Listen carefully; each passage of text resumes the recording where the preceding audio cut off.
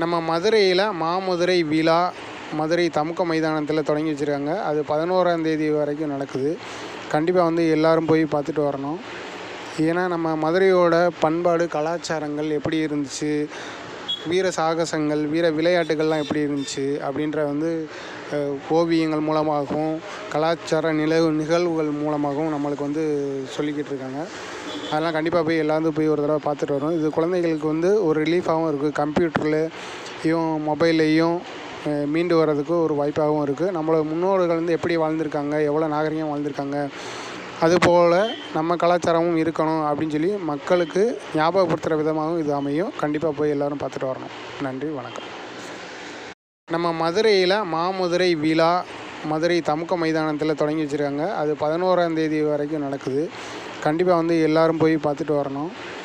ஏன்னா நம்ம மதுரையோட பண்பாடு கலாச்சாரங்கள் எப்படி